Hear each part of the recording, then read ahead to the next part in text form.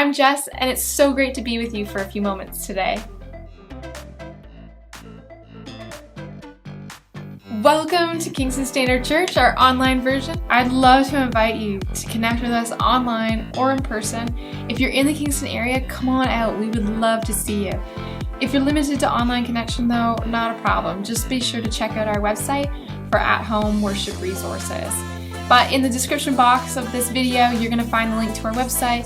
As well, you can always follow us on YouTube and like us on Facebook, and be sure to subscribe to both so that you'll stay up to date on all the new content when it's posted. We have a variety of resources available to families and kids on both Facebook and YouTube, so if this is your first time joining us, or if you've been here before, we want to encourage you to go ahead and check that out. Because our mission is to equip families for the conversations that they have together to learn and grow and follow Jesus. And if you want to touch base personally, then feel free to reach out. You can send us a message on Facebook, or you can use the address below. So let's dive in and see what we're going to learn about today. When I was quite young, our family built a new house and we moved in before it was totally completed. As a matter of fact, we got used to for quite some time just living in the house without any flooring. All we had was the subfloor as our flooring, and so that wood was kind of what we got used to for quite some time. And I don't recall, I was probably only about 4 or 5 as to what the delay was, whether it was delay for money's sake or whether it was a back order issue or a timing issue with the contractor. I couldn't say. But one of the other things that was kind of a piece of that house that was always a little bit quirky was the fact that the shower had been hooked up, but for whatever reason, it wasn't operational. And so for all those years growing up, we would just kind of know that, if you need to clean up, you're going to take a bath. That's just what we knew. We really hadn't participated in knowing what the shower would be like. So you can imagine what it might have been like for me as a teen or as a young adult when I stayed elsewhere at somebody else's house or whatever, and in the morning I got up and had a shower. And I thought, man, this is awesome. I mean, I've always had a bath, but this is really incredible. I love this. This is so simple and it's so good. I've been missing this all this time. Now, I'm still glad to have showers in my life, and some of you probably should be glad I have showers in my life too. But there's part of some of the things that we get used to in life that sometimes we take for granted, and maybe we should take a second look at. There's been a lot of talk over the last year about isolation, and certainly this pandemic has brought the conversation to the front burner in many, many of our lives. But isolation didn't just start with the pandemic. Sociologists kind of tell us that there's several of our conveniences that have grown over the last few years, and they've created some of the isolation that we now experience. Now, they may not be the conveniences that you're thinking of, because of all things, one of them that they identified very, very quickly was the air conditioner and the garage door opener. So as I read on, I was fascinated to realize that the onset of the air conditioner actually changed the way people interacted with each other. Because at the evening time, as in the cool of the day, people would step outside, maybe sit on their front step or sit on their back step. Their neighbors would also be out there at the same time. They'd chat, they'd get to know each other. There'd be games and conversation and play amongst the kids. And so the evening was a time that was a community time. And then the air conditioner showed up, and it was more prudent to close everything up and get inside so you could cool off, and you didn't need to see your neighbors as much. And then the garage door opener, well, they all of a sudden went from having garages that were detached to attached garages. And so as some of this started to unfold, a garage door opener allowed you to drive into the garage with your vehicle and then step out and go right into the house and not have to see anybody. Whereas previously, you would get out of your car and open the garage door on your detached garage, drive your car in, get out, close your door, and go over to your house. And in the process, some of your neighbors were doing the same thing. And again, it was another time to connect with the people around you. You know, once we started not getting to know our neighbors as well, we were much more comfortable then putting up fences, using caller ID or some way to be able to track and make sure that the people that are calling us are really people that we know, or we wouldn't want to speak to anybody new at that particular point. And in our day and age, there's numbers and numbers of calls that we receive that are from unknown or even blocked numbers, that we're finding ourselves needing some of these things. And these are valuable conveniences, and we're glad we have them. But we didn't realize some of those great things would contribute so much to people being alone. So we come to the pandemic, and a lot of times, and as I've talked with people, they find that some of their relationships have just kind of gone into sleep mode. Like, I'll talk to that person again once things are all over with. With the onset of online shopping, which was happening even before we came to the pandemic, and then online personal viewing where we watch by ourselves instead of with others, there were more and more that are good things and bad things all at the same time that are causing us to just be continually driven toward isolation. Now, if we get used to living our lives alone, like we have been for quite some time, it's not just about the physical isolation that happens there. It's about the emotional as well as the spiritual isolation that's happening. Sticking with people has become really challenging during this time. And the problem we need to face is this, that we're either waking up to the fact that at this point we need people, or we're getting used to the fact that living around people and being by ourselves is kind of normal, that we really don't need them anyway. And, the podcast and a few online things, those are fine for me to be able to kind of stay connected to what I feel like I want to be connected with. But there's a whole part of the larger picture of faith that needs to grow in our lives that as a result becomes a missing piece. And because it's what we've grown accustomed to as we've been isolated, we need to be reminded that we're pursuing a very different goal. John Wesley, one of the founders of our movement as a group, made this statement.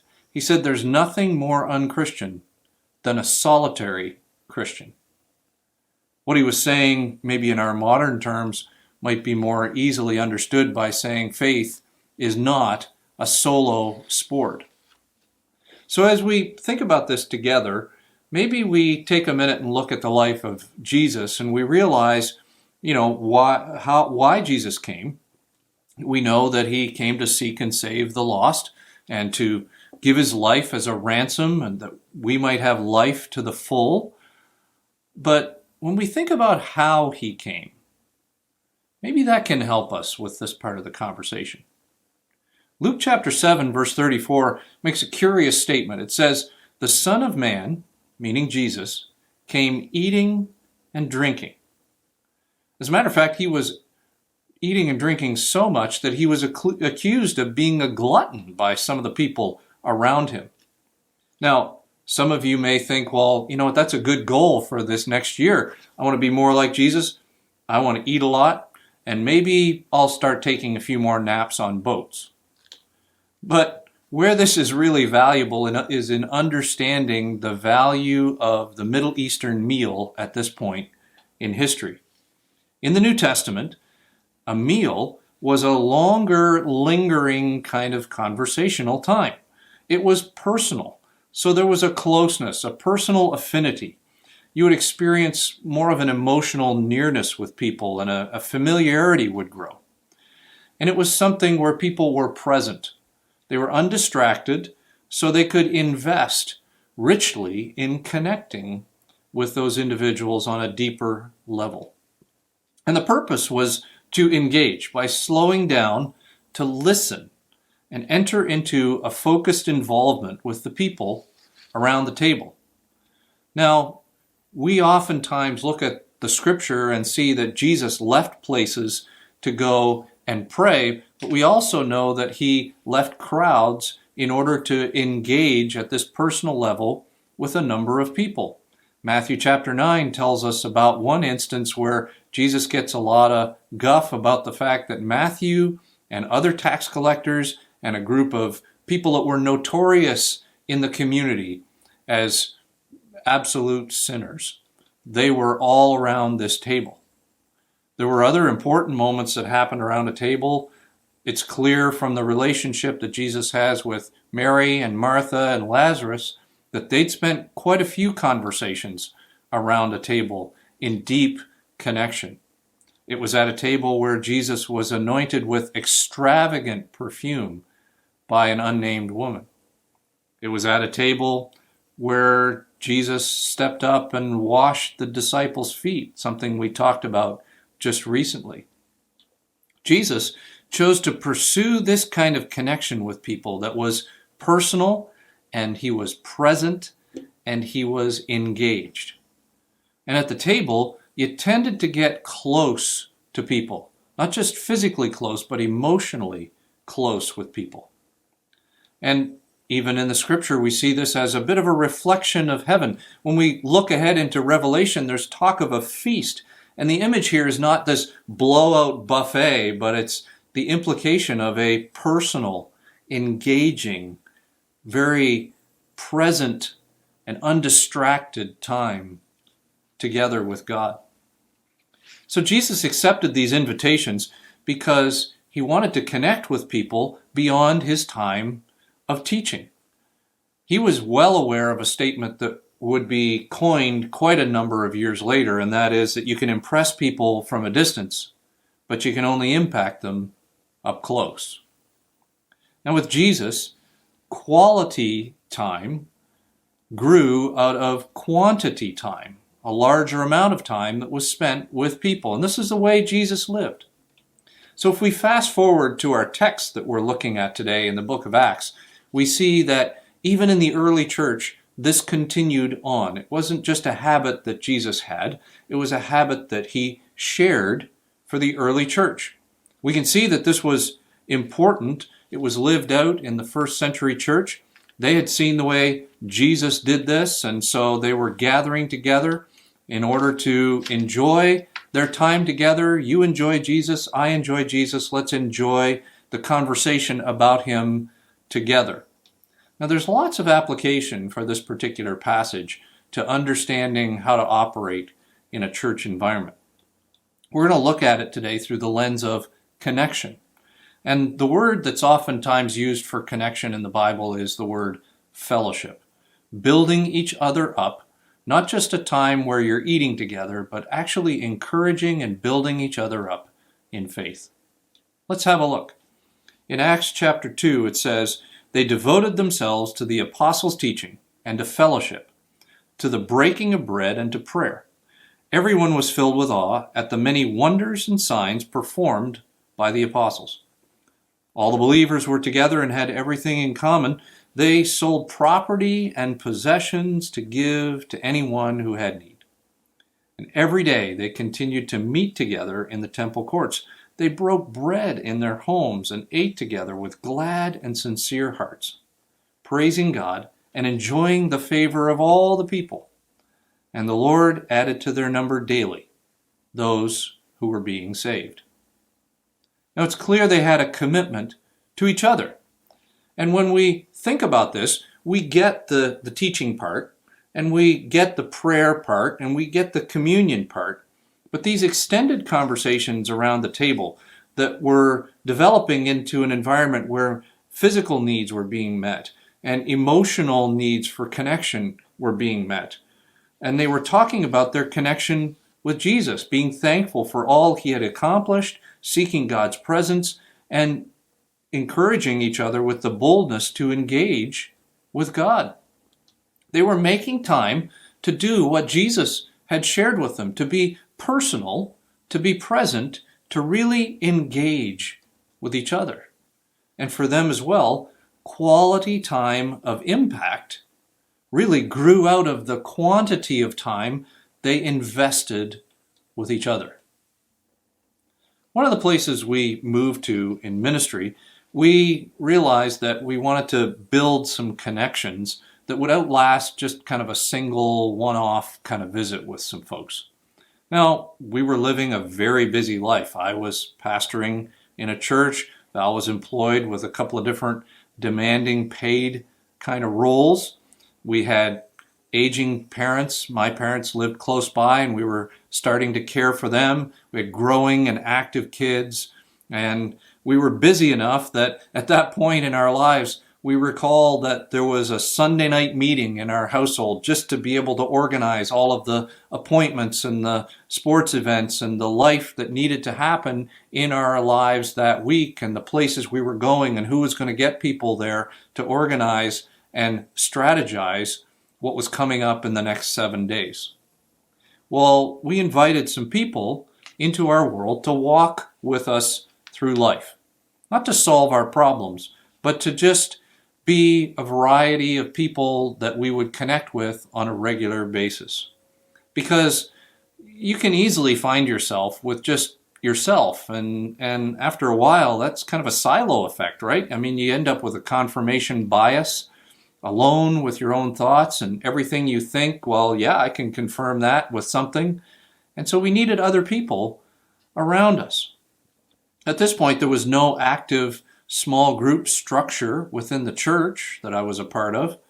And this was not really an attempt to create one. We just knew what we needed. So we started out simple.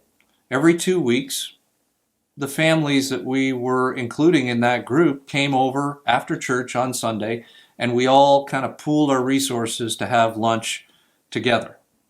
Now, it was not always convenient. As a matter of fact, it never happened by accident. There was always some planning that was a part of it. It took effort for us to get there. There's even some memorable moments where some kids had some fits that were a part of it during group time. And they've made for funny stories now, but they weren't funny at the time. Some people even had some life messes that occurred while we were getting together, and we walked together through that time. There was time when the program was just about the people, and then there were times when we studied things, and for people who wanted more structure and just wanted to study stuff, that might have been a little bit more frustrating to them. But ultimately, we grew together. And it did cost time, it cost energy, and it cost us hanging in there with each other. And all of us would say we had days when we didn't feel much like coming that day, but we're awful glad we did. Now, in that time, we discovered a couple of things. The first thing we discovered was that cheap decisions seldom create any kind of impact. The ones that really will cost us are oftentimes the ones that add the most value. It cost us in time, it cost us in energy, it cost us in hanging in there. We also learned that quality time is something that grows out of quantity time. The more time we spent together, the more we trusted each other. And this group became kind of the primary group that we would call if anybody had a need. Sometimes you'd get a call like, hey, we got this moment here that we need something, and can you help us out? We really need a babysitter at the last second. And somebody in the group would respond. There were conversations that were deep beyond what we possibly could have imagined. And as we worked through life together, we were able to impact each other by encouraging one another and building each other up through that time. Now, it's fun to hear success stories like that, and in our minds we may realize, okay, well, yeah, that's cool and that's kind of important, but where do I fit that in the life I live? And for every success story, I've probably heard, and maybe you've even heard, of some that were a train wreck, that didn't connect well at all. It's hard in our culture because it's not the way we operate anymore. We value independence. We sometimes forget that we're dependent on the grace of Jesus and the presence of Jesus, and that we are interdependent with the people of Jesus. We need to be reminded that faith is not a solo sport, but we too often live like it is. And so as a result, we either forget or we just kind of out of neglect end up letting slide to the side the work that's needed to be able to have a shared relationship with people as we walk together with Jesus. And at times, we may have even pushed the responsibility onto somebody else to get us started. If only they would call me, or if only somebody would start something. And the longer we choose to live without this part of our lives in check, it becomes a more and more critical gap missing in our faith. Maybe we become so used to that kind of life without it that we don't even realize now what we are missing. And this is what Paul summarizes in Hebrews chapter 10, verse 25. Let us consider how we may spur one another on toward love and good deeds, not giving up meeting together as some are in the habit of doing, but encouraging one another all the more as you see the day approaching. You know, something that's occasionally a little bit embarrassing for me is something I recently discovered on my phone. And that is that it has an inventory of time. It shows analytics as to how many times I've picked it up in a day. And it shows analytics of how long I've spent on different programs or apps that are a part of the phone. And it also, once a week, sends me a little notification to say your usage has either increased by this percentage or decreased by this percentage.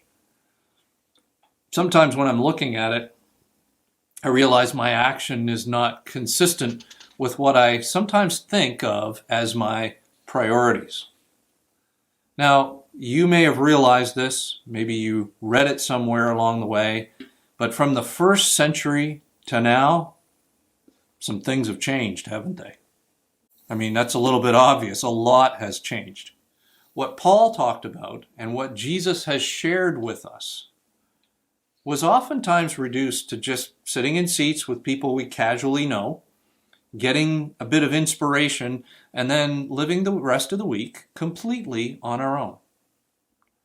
And in North America, pre-pandemic, the average number of times that people would attend a group gathering that was designed to build up faith and help reflect character of Jesus and help to continue to work together as we learn to love Jesus. The average number of times people in North America were attending and being a part of something like that was about once a month.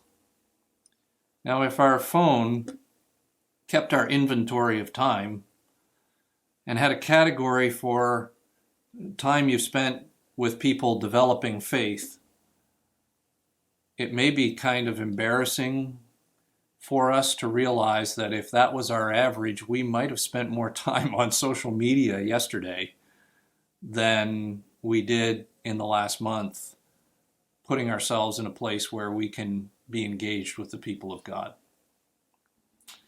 It challenges us at that point to ask the question about our priorities and what this is doing to us in the midst of this time. One author I heard recently shared this scripture as if it had been driven forward from Acts chapter 2 in the early church, as if we were writing a chapter every year and now we're in chapter 2019, 2020, 2021. What would it look like then? What would it say about us as people following Jesus in this day and age? And this was sobering when I read it. The people who followed Jesus were devoted to themselves and occasionally connected with others, or got to church when and if they felt like it and could find the time. No one was filled with very much awe because these believers really didn't stand out as all that special. Very few of them were together, and they had almost nothing in common because they had no real time for each other. If they sold something, they would most likely use the money to buy something for themselves that was bigger or better. They ate on the run, kept to themselves, and were too rushed to enjoy one another or give praise to God. They claimed to love God, but they really didn't show that much love to each other. and they wondered why they felt so empty and alone. Unfortunately, this led to most people ignoring them and very few people ever considering following Jesus. Yeah, quite a bit has changed since the first century and Acts chapter 2. And honestly, there's a part of what has been shared here that's very real. It's what we know, and it's probably what we've become used to. But we understand that we can make a change and we can do better. That is, if we want to do better. Do we want to venture into territory that involves recapturing that missing piece? How can we encourage one another in this day? How do we build one another up in this current culture? It lands back on that statement that we realize Jesus knew and maybe has been made more recently. You can impress people from a distance, but you can only impact them up close. To be up close, like we talked about, was Jesus showing us how to be present, how to be personal, and how to engage. And getting up close with people can cost us. It cost Jesus. But the kind of connection we're talking about gives more than it takes from us. Because although a connection takes initiative, that we have to take responsibility for ourselves, it gives back purpose. And although a connection takes time, it gives back energy. A connection may take longevity and hanging in there, but it gives back love. And ultimately, a connection will be inconvenient, but it's not optional in order to have the full life we really long to have as a follower of Jesus. So as we think about this right now in the current reality of the pandemic, there are restrictions in some of our neighborhoods that would prevent us from being able to physically get together with people. So sorting out what it means in a time like this to engage with people and to be present, that is to be undistracted with them, to have a healthy personal connection with them in this time. We have to admit everything can't be what it used to be. But yet it also becomes easy to bemoan this season and to wait for some nebulous time in the future when we think everything will be what it ought to be for us to initiate. Maybe initiation for you even starts with something on the phone or in some kind of video format call or with some people that are at church such as it is at this time. Eventually, it will come around to where we can do this face-to-face, maybe around a table or at our patios or in our backyards or wherever. But just because it's not right now doesn't mean it's the end of the conversation for us. So imagine if today you chose to say, in spite of current conditions, I want to connect like Jesus. To figure out what it means to have a dedication to a group of people and to celebrate Jesus and to continue to discover Jesus and connect and love like Jesus with that group of people, to live a life of impact rather than just impressions, connecting with maybe some friends or even neighbors along the way as they discover a little bit more about what it means to live and love like Jesus. Maybe, just maybe, something that has been a gap in our lives that we maybe didn't even realize was missing, as it surfaced today, we could discover just how beautiful a gift it could be, even in the midst of a pandemic. Now, there are times when we recognize connecting with people doesn't offer guarantees. There are some people that we may approach and it may just not work out with that person for whatever reason. But that doesn't mean that we stop seeking to engage and to be undistracted and present and to be personal with an emotional and personal nearness. that God calls us to. Now, it will challenge us, and it may involve some creativity right now, maybe even a little bit of trying some new things. But I want to encourage you that you can do it. And if we can be of any help, we would love to walk with you as you discover what that looks like. Because connecting like Jesus is something that He's given to us to be able to share with the people around us. And the difference it makes is so simple, but yet it's so good. Maybe we need a reminder in these days that faith is not a solo sport. Thanks again for joining us today. Be sure to subscribe to our YouTube channels, or if you're watching this on Facebook, then you can like and follow us there. And it would mean so much to us if you took a moment to comment, like, and share this video so that others are able to enjoy it as well. And hey, if you're in the Kingston area, come on out. We would love to see you. Please know though that you are loved and that we're praying for you.